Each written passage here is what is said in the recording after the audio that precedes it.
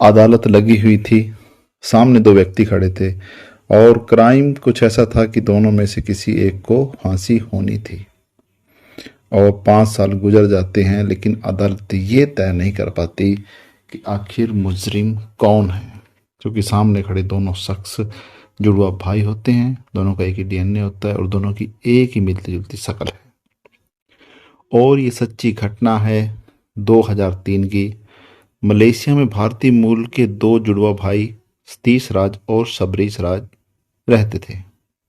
Kuala Lumpur police को सूचना मिलती है कि एक अपार्टमेंट में नशीले दवाइयों की सप्लाई हो रही है। जब वहां पुलिस पहुंचती है तो सीन कुछ ऐसा होता है कि अपार्टमेंट में के बाहर एक गाड़ी खड़ी है और एक लड़का अपार्टमेंट के अंदर ऊपर है और एक लड़का गाड़ी में मिलता है। और जब उस गाड़ी की तलाशी ली जाती है तो उसमें काफ़ी मात्रा में नशीली दवाइयाँ और ड्रग्स वगैरह मिलता है। तो पुलिस उसे अरेस्ट कर लेती है और जब ऊपर अपार्टमेंट की तलाशी ली जाती है तो एक शख्स ऊपर मिलता है, तो पुलिस उसको भी अरेस्ट कर लेती है और उन दोनों को पुलिस ले आती है। पुलिस की नज़र में ये जो केस था वो बहुत ही सिंपल था। पुलिस को लगा कि दोनों ही इस काम में लिप्त हैं, जो ड्रग्स वगैरह का धंधा चल रहा है, वो दोनों को ले आए। और मलेशिया में एक कानून था कि इस पे जो इस तरह की जो ड्रग्स और नशीली दवाइयों की जो सप्लाई करते हैं उनकी सिर्फ एक ही सज़ा थी, वो थी सज़ाए मौत। तो यहाँ तक तो ठीक था, लेकिन जब पुलिस इनको अदालत में पेश करती है और जब वहाँ सबूत, गवाह और वकील ये सब चलता है तो इन जो दोनों भाइयों का वकील है वो दलील देता है कि इनमें एक भाई इस चीज में लिप्त है, वो मान लेते हैं, लेकिन दूसरा सिर्फ उसके साथ रहता है, वो इस चीज में लिप्त नहीं है।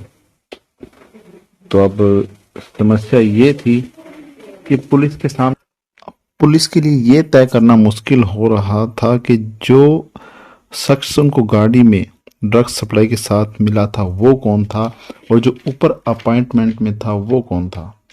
जब दोनों से अलग अलग तरह से पूछताछ की जाती है तो दोनों ही अपना गुनाह कबूल नहीं करते और दोनों का एक ही बयान था कि मैंने नहीं किया। जब उससे पूछा जाता क्या तुम्हारे भाई ने किया, वो बोलता कि मुझे नहीं पता। अब ये समस्या हो गई थी काफ़ी। इस चीज़ में 5 साल बिताए, हर तरह की चीज़ें करके देख ली, लेकिन किसी ने भी अपना जुर्म कबूल नहीं किया। और सबसे बड़ी बात ये थी कि किसी ने दूसरे के ऊपर इल्ज़ाम भी नहीं लगाया था। अब अदालत करे तो क्या करे, अगर डीएनए टेस्ट करे तब भी एक है।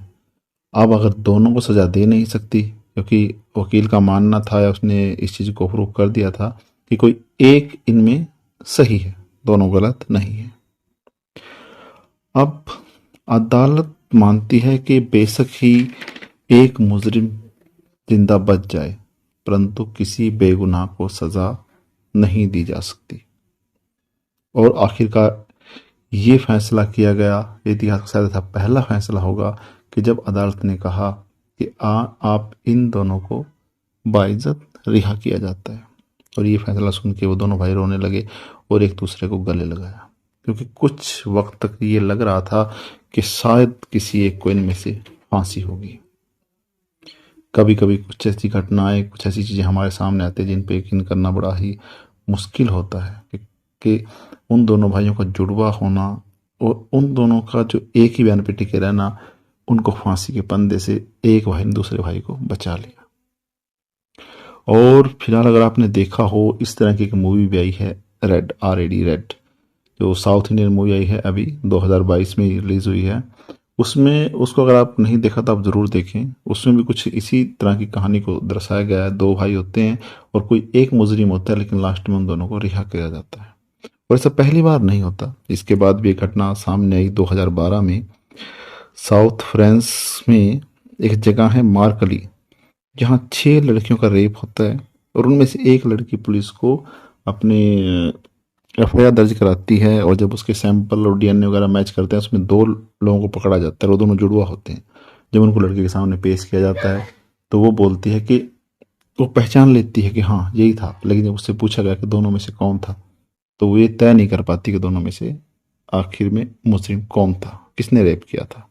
और इस तरह उनको भी बाइज्जत बरी कर दिया जाता है।